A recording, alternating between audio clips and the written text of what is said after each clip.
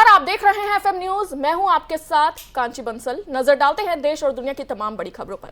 उत्तर प्रदेश विधानसभा चुनाव का 10 मार्च को आया ऐतिहासिक परिणाम आज अपने अंजाम तक पहुंचने जा रहा है। योगी 2.0 की आज से शुरुआत हो जाएगी। यूपी के इतिहास में 3 दशकों से भी ज्यादा वक्त के बाद ऐसा मौका आया है जब कोई मुख्यमंत्री दूसरे कार्यकाल को रिपीट करने जा रहा है। योगी आदित्यनाथ लगातार दूसरी बार यूपी के मुख्यमंत्री के रूप में शपथ लेंगे। शपथ ग्रहण समारोह को लेकर लखनऊ के अटल बिहारी वाजपेयी स्टेडियम में भव्य आयोजन की तैयारियां की गई हैं। बता दें कि शपथ से पहले सारी औपचारिकताएं पूरी कर ली गई हैं। सबसे पहले केंद्रीय गृह मंत्री अमित शाह की मौजूदगी में कल योगी आदित्यनाथ को एनडीए के विधायक दल का नेता चुना गया। विधायक दल के नेता चुने जाने के बाद योगी आदित्यनाथ राजभवन पहुंचे और राज्यपाल आनंदीबेन पटेल से मिलकर सरकार बनाने का दावा पेश किया। इसके बाद बीजेपी नेताओं ने सहयोगियों के साथ राजभवन में बहुमत होने का समर्थन पत्र राज्यपाल को सौंपा। आज होने वाले भव्य शपथ ग्रहण समारोह में शामिल होने वाले मेहमानों की लिस्ट काफी लंबी है। प्रधानमंत्री नरेंद्र मोदी के अलावा गृह मंत्री अमित शाह, बीजेपी अध्यक्ष जेपी नड्डा, तमाम केंद्रीय मंत्री और बीजेपी के राज्यों के मुख्यमंत्री तो मौजूद होंगे ही साथ राज्य में विपक्षी नेताओं को भी न्योता भेजा गया है। पूर्व सीएम मुलायम सिंह यादव, अखिलेश यादव, मायावती, आरएलडी के जयंत चौधरी को योगी आदित्यनाथ ने खुद फोन कर शपथ ग्रहण समारोह में आने का निमंत्रण दिया है। इतना ही नहीं, देश के कई नामचीन उद्योगपति, बड़े बड़े धर्माचार्य, साधु संत भी शपथ ग्रहण के गवाह बनेंगे।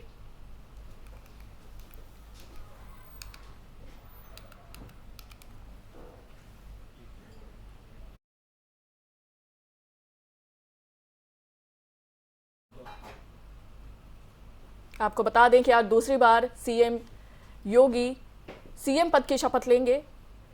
पीएम मोदी समेत शपथ ग्रहण समारोह में बीजेपी के तमाम बड़े दिग्गज नेता शामिल होंगे।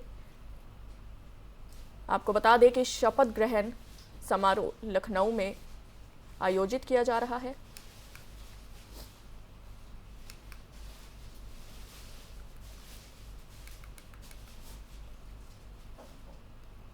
आपको बता दें कि उत्तर प्रदेश विधानसभा चुनाव का 10 मार्च को आया ऐतिहासिक परिणाम आज अपने अंजाम तक पहुंचने जा रहा है। योगी 2.0 की आज से शुरुआत हो जाएगी। यूपी के इतिहास में 3 दशकों से भी ज्यादा वक्त के बाद ऐसा मौका आया है जब कोई मुख्यमंत्री दूसरे कार्यकाल को रिपीट करने जा रहा है। योगी आदित्यनाथ लगातार दूसरी बार यूपी के मुख्यमंत्री के रूप में शपथ लेंगे।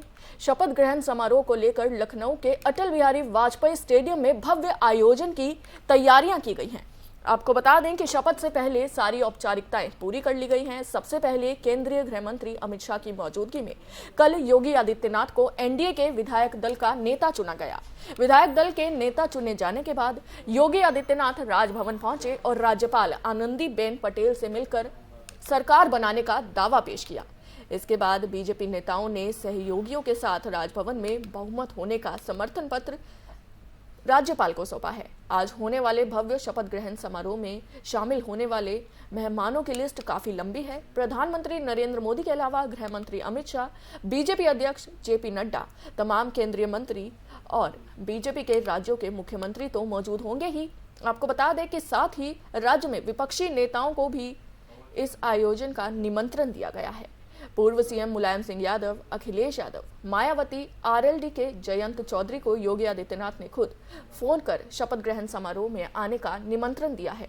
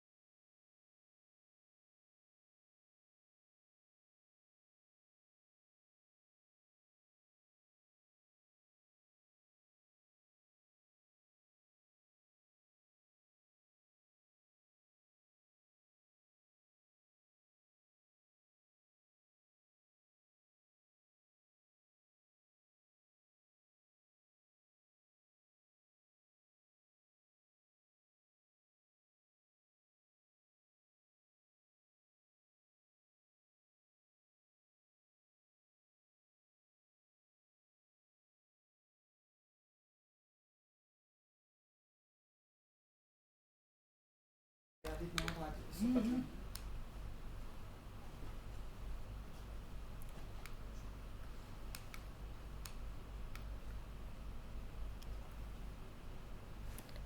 बता दें, आज लखनऊ में शपथ ग्रहण समारोह का आयोजन होगा, जहां योगी आदित्यनाथ लगातार दूसरी बार मुख्यमंत्री पद की शपथ लेंगे। इस समारोह में प्रधानमंत्री नरेंद्र मोदी समेत भाजपा के कई दिग्गज नेता शामिल होंगे। उत्तर प्रदेश विधानसभा चुनाव का 10 मार्च को आया ऐतिहासिक परिणाम आज अपने अंजाम तक पहुंचने जा रहा है। योगी 2.0 का आज से शुरुआत हो जाएगा। यूपी के इतिहास में 3 दशकों से भी ज्यादा वक्त के बाद ऐसा मौका आया है जब कोई मुख्यमंत्री दूसरे कार्यकाल को रिपीट करने जा रहा है। योगी आदित्यनाथ लगातार दूसरी बार यूपी के मुख्यमंत्री के रूप में शपथ लेंगे। शपथ ग्रहण समारोह को लेकर लखनऊ के अटल बिहारी वाजपेयी स्टेडियम में भव्य आयोजन की तैयारियां की गई हैं। आपको बता दें कि शपथ से पहले सारी औपचारिकताएं पूरी कर ली गई हैं। सबसे पहले केंद्रीय गृह मंत्री अमित शाह की मौजूदगी में कल यानी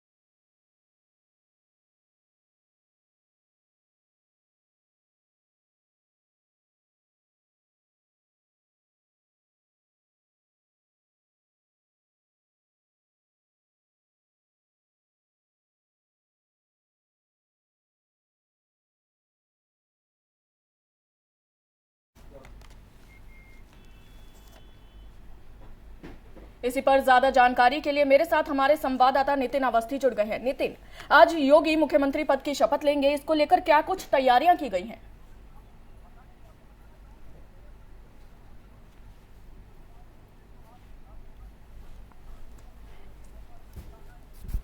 तो वो काफी उत्साह लग रहा है उनका।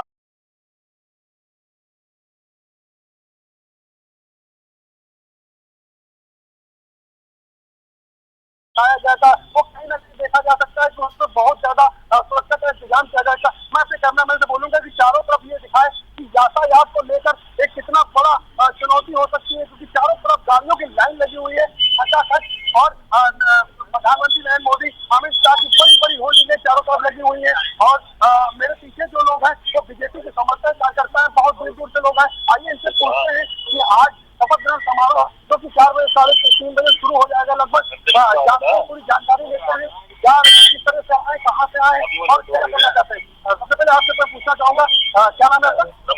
महानगर महामंत्री मेरठ जी, मेरठ का है। अमन जी बताइए किस तरह से लग रहा है, किस तरह से पास आपने बनवाया है और क्या करना चाहेंगे, कहना चाहते हैं? बाबा हम इससे मेरठ से आए, हम हमारे सारे साथ है। मैं गर्व है कि योगी जी कैबिनेट मंत्री के लिए किसको सोच रहे हैं कि डिप्टी सीएम की कमान संभाली जाए और उसको दी जाए, और हमारी पार्टी तय करेगी। हमारे और भी लोग ये बताएं क्या नाम है आपका? विशाल जी, ये बताइए क्या लग रहा है कि इस बार शपथ ग्रहण समारोह काफी उत्साह से मनाया जा रहा है और काफी दूर दूर से लोग आ रहे हैं, आप लोग आए हुए हैं, कहाँ से आए हैं आप? हम लोग मेरठ से आए हैं और उत्साह से इसलिए मनाया जा रहा है क्योंकि पूरे देश बहुत इसलिए है क्योंकि एक बाबा जी ने बहुत बड़ा देखा जाए तो एक बहुत इतिहास बनाया है। दोबारा उत्तर प्रदेश में सरकार बना के भाजपा की, इसलिए जन जन इसमें जो है आज भागीदारी करना चाहता है, योगी जी के शपथ ग्रहण को देखना चाहता है। हमारे कार्यकर्ताओं को इसका साक्षी बनाने के लिए कार्यक्रम रखा गया है। हर क्षेत्र से पास बनाकर डीएम के माध्यम से कार्यकर्ताओं को बस से, ट्रेन के माध्यम से यहाँ भेजा गया है। क्या लग रहा है कि कौन से लोग मंत्रिमंडल में शामिल होंगे, कितने डिप्टी सीएम बनेंगे, अभी तक तय नहीं हो पा रहा, बैठक चल रही है, क्या लग रहा है? हमारे यहाँ भारतीय जनता पार्टी के अंदर जो हमारा नेतृत्व है संगठन तय करता है। किसी भी मामूली कार्यकर्ता को भी अगर डिप्टी सीएम बना देंगे तो सब उसे स्वीकार करेंगे, ये हमारे संगठन की ताकत है। तो इसलिए हमारे यहाँ कोई ऐसा चेहरा नहीं, हमारे यहाँ 1000 योगी है, 1000 मोदी है संगठन के पास, जिसे जो जिम्मेदारी दी है वो उसे निभाता है। कहाँ तक संघ का रोल इसमें नजर आ रहा है? संघ का पूरा ही रोल है। संघ के जमीनी कार्यकर्ता जिन्होंने अपना जीवन गरा दिया संघ के साथ शाखाओं में जाके जिन्होंने देश के लिए वो किया, जो पर्दे के पीछे रहा, छुपा हुआ इतिहास आज सामने आ रहा है। सारी चीजें इनकी देन है जो आज इस देश के अंदर हम पूरे विश्व पटल पे चमक रहे हैं। क्या लग रहा है कि जिस तरह से शपथ ग्रहण समारोह में बताया जा रहा है कि 70,000 से लोग ज्यादा होंगे, एकत्रित होंगे और उनके लिए काफी व्यवस्थाएं की गई है और 60,000 से ज्यादा कुर्सियां पड़ चुकी हैं, काफी इंतजाम किया गया, 3 हेलीपैड बनाए दिए गए।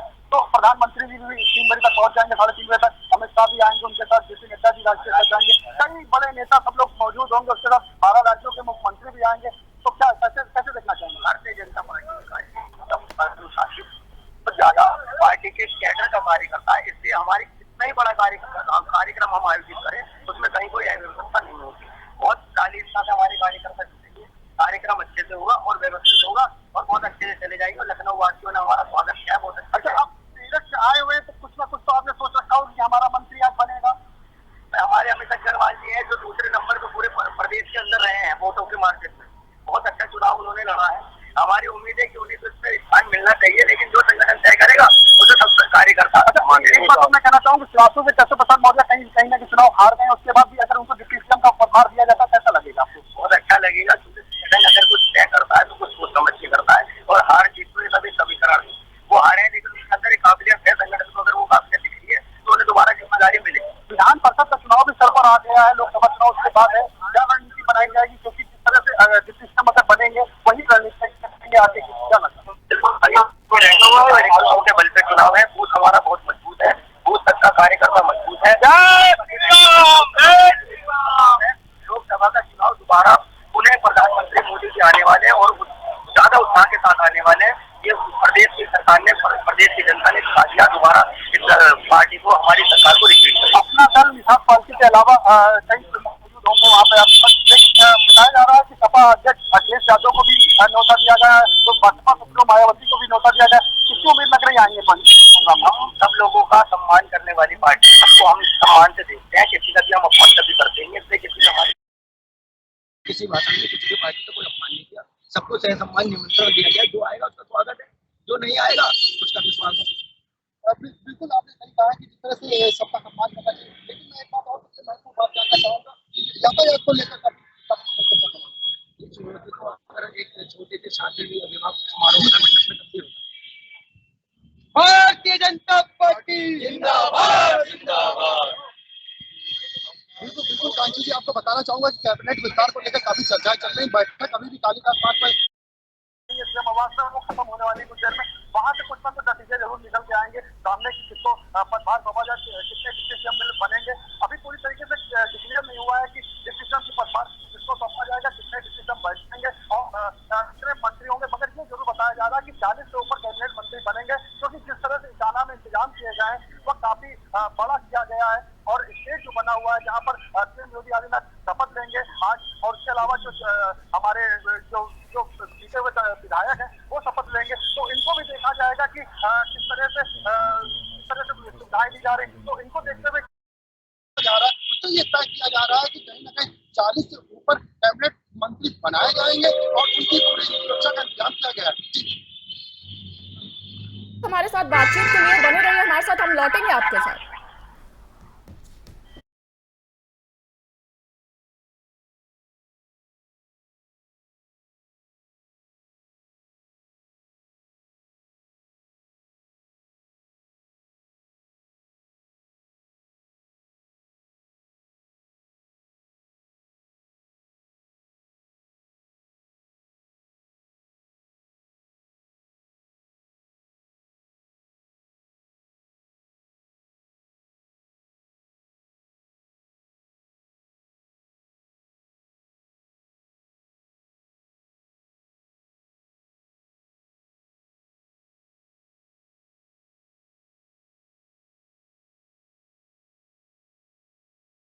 दिल्ली में तीनों नगर निगमों के चुनाव टाले जाने को लेकर आम आदमी पार्टी लगातार बीजेपी पर हमलावर है। चुनाव आयोग ने तर्क दिया था कि केंद्र सरकार तीनों निगमों को एक करना चाहती है, इसलिए चुनाव की तारीखों को टाला गया है। अब इसको लेकर आज बिल संसद में पेश होने जा रहा है। दिल्ली के तीनों नगर निगमों को एक करने वाला बिल आज लोकसभा में पेश किया जाएगा। इस बिल को गृह मंत्री अमित शाह पेश करेंगे। इससे पहले केंद्रीय कैबिनेट की तरफ से इस प्रस्ताव को मंजूरी दे दी गई थी। संसद से बिल पास होने के बाद दिल्ली के तीनों नगर निगमों को भंग कर चुनाव कराए जाएंगे। दिल्ली नगर निगम चुनावों की तारीखों का ऐलान होने जा रहा था, लेकिन ऐन मौके पर चुनाव आयोग ने बताया कि फिलहाल ये चुनाव टाल दिया गया है, क्योंकि केंद्र सरकार इसे लेकर बिल पेश करने जा रही है। इसे लेकर दिल्ली की सत्ताधारी आम आदमी पार्टी ने जमकर विरोध किया। केजरीवाल की पार्टी की तरफ से चुनाव आयोग और बीजेपी सरकार पर गंभीर आरोप लगाए गए थे। दिल्ली के मुख्यमंत्री अरविंद केजरीवाल ने दावा किया कि सरकार की तरफ से चुनाव टालने को कहा गया। उन्होंने कहा कि बीजेपी चुनाव नहीं चाहती है। साथ ही साथ सीएम केजरीवाल ने बीजेपी नेताओं पर आरोप लगाते हुए कहा है कि एमसीडी में बीजेपी ने लूट के सभी रिकॉर्ड तोड़ दिए हैं।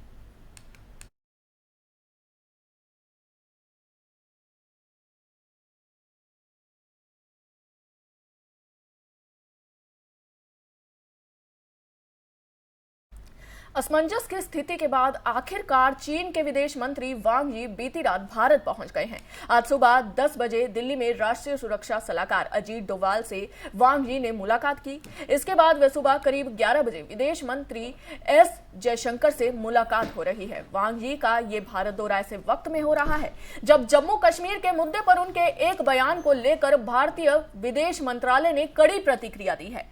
विदेश मंत्रालय के प्रवक्ता अरिंदम बागची ने कहा कि केंद्र शासित प्रदेश जम्मू कश्मीर से जुड़ा मुद्दा पूरी तरह से भारत का आंतरिक मामला है और चीन समेत अन्य देशों को इस पर बयान देकर हस्तक्षेप नहीं करना चाहिए। उन्हें हस्तक्षेप करने का कोई अधिकार नहीं है। पर्दे के पीछे चली बातचीत में नई दिल्ली ने पहले ही अपना नजरिया साफ कर दिया है। भारत सीमा तनाव सुलझाने के ठोस कदमों और समाधान का पक्षधर है, मगर सिर्फ औपचारिकता के लिए यात्रा मुलाकात पर अधिक उत्साह नहीं है। सूत्रों की माने तो वांग यी से बैठक में पूर्वी लद्दाख में बीते करीब 1.5 साल से जारी सीमा तनाव सुलझाने की बात पर जोर होगा। आपको यह भी बता दें कि भारत और चीन के बीच जारी सीमा तनाव को सुलझाने के लिए अब तक सैन्य कमांडर स्तर पर 15 दौर की बातचीत हो चुकी है, लेकिन पूर्वी लद्दाख में डेप्सांग समेत अन्य इलाकों में तनाव घटाने, मामले को सुलझाने और सैनिक जमावड़ा कम करने का कोई फॉर्मूला नहीं निकाल पाया है। 12 मार्च को दोनों देशों के बीच चुशूल मोडलो बॉर्डर पॉइंट पर 15वें दौर की बातचीत हुई थी।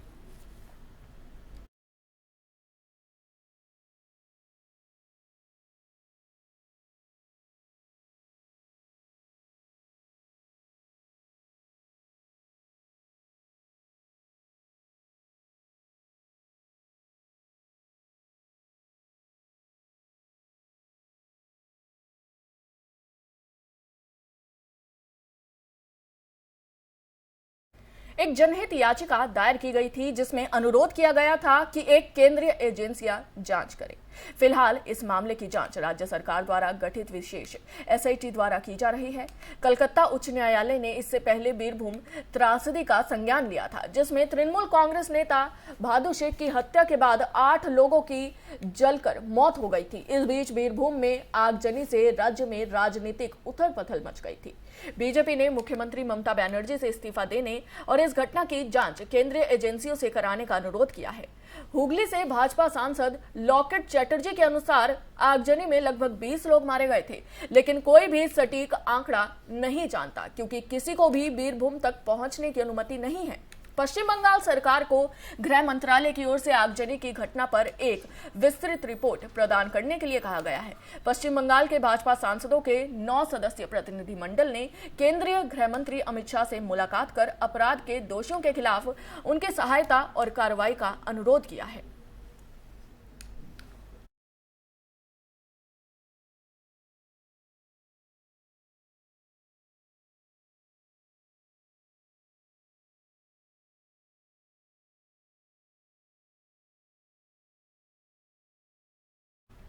एक तरफ कोरोना महामारी के कारण पूरे विश्व में विकास की रफ्तार रुक गई है, वहीं मध्य प्रदेश ने विकास में नया मुकाम हासिल किया है। ये हम नहीं बल्कि मध्य प्रदेश के सीएम शिवराज सिंह चौहान कह रहे हैं। उन्होंने क्या कुछ कहा है, आइए आपको सुनाते हैं। कोविड के इस कठिन काल में मध्य प्रदेश की विकास दर इस साल 19.7% रही है, हिंदुस्तान में सबसे ज्यादा।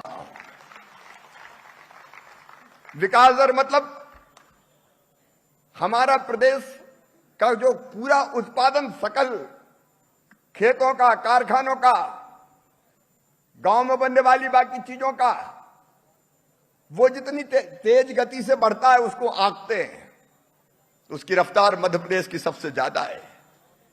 मैं ये भी बताना चाहता हूं, कांग्रेस के राज में 13-14 हजार रुपया प्रति व्यक्ति आय थी 2003 के पहले। आज अपनी सरकार के कारण, केंद्र के नेतृत्व के कारण मध्य प्रदेश में प्रति व्यक्ति आय एक साल में बढ़ के 1,24,000 रुपया हो गई है। चुनाव से महज 7 महीने पहले मुख्यमंत्री की अपनी पहली पारी में पुष्कर सिंह धामी ने कई महत्वपूर्ण निर्णय लेकर चुकाया था। मुख्यमंत्री के रूप में अपनी दूसरी पारी शुरू करते हुए उन्होंने कैबिनेट को पहली बैठक में ही यूनिफॉर्म सिविल कोड को लेकर कमेटी बनाने की कवायद शुरू कर दी है। पहली कैबिनेट मीटिंग के बाद सीएम धामी ने क्या कुछ कहा है, आइए आपको सुनाते हैं। जैसा कि 12 फरवरी 2022 को मैंने और मेरी पार्टी ने उत्तराखंड की देवतुल्य जनता के समक्ष ये हमने संकल्प लिया था कि हमारी नई सरकार के गठन होते ही हम यूनिफॉर्म सिविल कोड उत्तराखंड के अंदर लेकर आएंगे। और उसके पीछे हमने कहा था कि हमारा राज्य हिमालय का राज्य है, गंगा का राज्य है, अध्यात्म और धार्मिक केंद्र बिंदु हमारा राज्य है। हमारी यहाँ की धार्मिक विरासत है, हमारी अपनी संस्कृति है, सैन्य बाहुल्य हमारा प्रदेश है। प्रत्येक परिवार से कोई न कोई सेना में है, किसी के घर का बेटा है, किसी की बेटी है, किसी का चाचा है, किसी के पिता है। वो हिंदुस्तान के किसी न किसी कोने में सेना में जाकर या अर्धसैनिक बलों में, सेना में या अन्य किसी फोर्सों में जाकर अपनी सेवाएं देश को दे रहे हैं। वहीं हमारा राज्य दो अंतर्राष्ट्रीय सीमाओं से भी लगा हुआ है। ऐसे में जरूरी है कि उत्तराखंड राज्य के अंदर एक ऐसा कानून होना चाहिए जो सभी के लिए समान हो। और हमने उत्तराखंड की देवतुल्य जनता के समक्ष ये संकल्प लिया था कि हमारी सरकार के गठन होते ही हम इसे लागू करने की दिशा में कदम बढ़ाएंगे और एक स्टेक होल्डर्स, विधि विशेषज्ञ और समाज के क्षेत्र में जिनका बड़ा अनुभव है, विभिन्न क्षेत्रों में जिन्होंने काम किया है, उन सभी को मिलाकर एक कमेटी का हम गठन करेंगे, एक उच्च स्तरीय कमेटी बनाएंगे। वो कमेटी यूनिफॉर्म सिविल कोड का ड्राफ्ट तैयार करेगी और हमारी सरकार उसको लागू करेगी। झारखंड के साहिबगंज और बिहार के कटिहार के मानहारी घाट के बीच गंगा नदी में एक मालवाहक जहाज पलट गया है। जहाज पर करीब 1 दर्जन स्टोन लोड ट्रकों के होने की बात कही जा रही है। इसके साथ ही ट्रकों के ड्राइवर और खलासी भी सवार थे। हादसे में जहाज के चालक दल के सदस्यों और ट्रकों के ड्राइवर खलासी के डूबने की आशंका है। गंगा में जहाज के डूबने की सूचना मिलने के बाद साहिबगंज प्रशासन बचाव और राहत कार्य के लिए सक्रिय है। जहाज साहिबगंज से मनिहारी की तरफ जा रहा था। झारखंड के साहिबगंज के बिहार के कटिहार की तरफ मालवाहक जहाजों के स्टोर पत्थर भेजा जा रहा था। गुरुवार की रात साहिबगंज घाट से करीब 1 दर्जन लोड ट्रकों के साथ जहाज बिहार की तरफ रवाना हुआ। अनियंत्रित होकर बीच नदी में पलट गया। इसकी जानकारी मिलने के बाद इधर साहिबगंज और उधर कटिहार प्रशासन सख्ते में आ गया। हादसे की सूचना मिलने के बाद बचाव और राहत के लिए साहिबगंज प्रशासन सक्रिय हो गया है। एनडीआरएफ से मदद मांगी गई है। देवघर से एनडीआरएफ की एक टीम साहिबगंज की ओर रवाना हो चुकी है। साहिबगंज थाना प्रभारी ने हादसे की पुष्टि कर दी है। हालांकि मालवाहक जहाज पर लोड ट्रकों की संख्या और ड्राइवर खलासी की संख्या पर उन्होंने कहा कि अभी बताना मुश्किल है।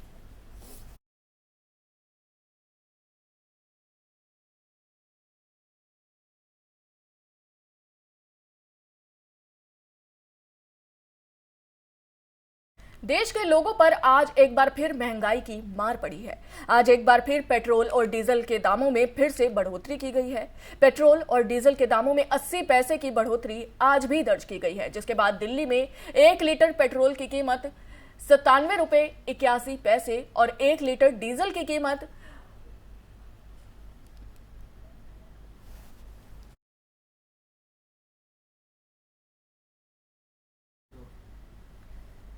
आपको बता दें कि दिल्ली में 1 लीटर डीजल की कीमत 89 रुपये 7 पैसे हो गई है। वहीं मुंबई की बात करें तो वहां पेट्रोल 112 रुपये 51 पैसे और डीजल 96 रुपये 70 पैसे प्रति लीटर मिल रहा है।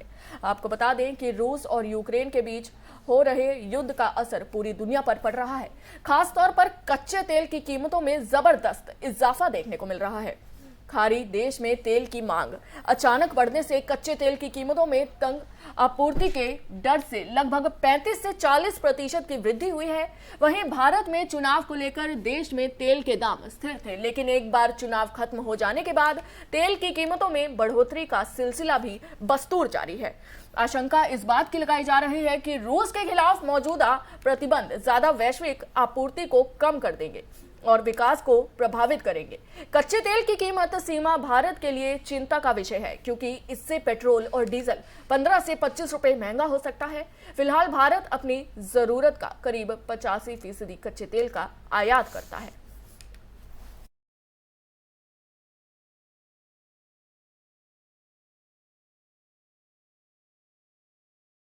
देश भर में कोरोना वायरस के नए मामलों में कल के मुकाबले में आज बढ़ोतरी दर्ज की गई है। बीते 24 घंटे में कोरोना 1685 नए मामले सामने आए हैं। वहीं कोरोना के कारण 83 लोगों ने अपनी जान भी गंवा दी है।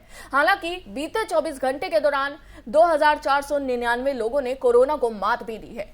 देश भर में एक्टिव केस की संख्या 21,530 है। वहीं कोरोना के खिलाफ लड़ाई भी लगातार जारी है। देश भर में अब तक 182 करोड़ 55 लाख से ज्यादा लोगों को कोरोना की वैक्सीन भी लगाई जा चुकी है।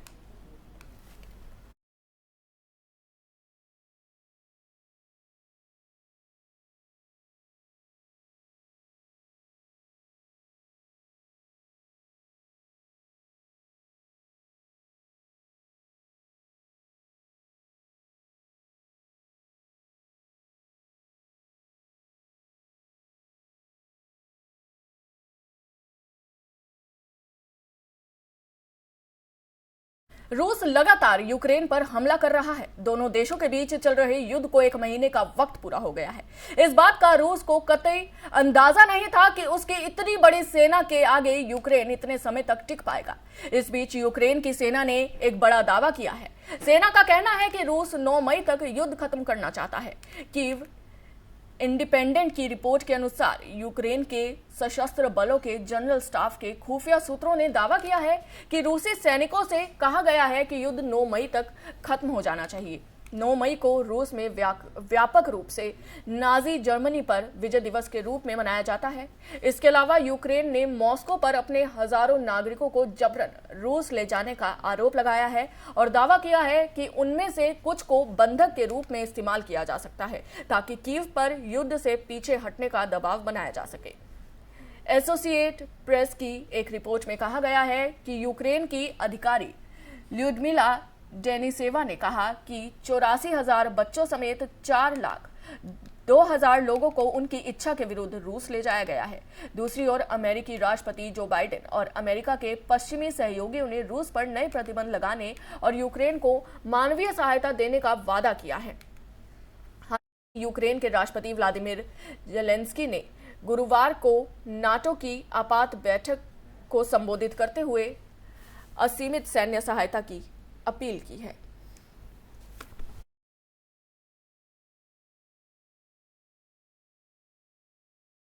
अभी के लिए बस इतना ही। देश और दुनिया की तमाम बड़ी खबरों के लिए देखते रहिए FM न्यूज़। जय हिंद।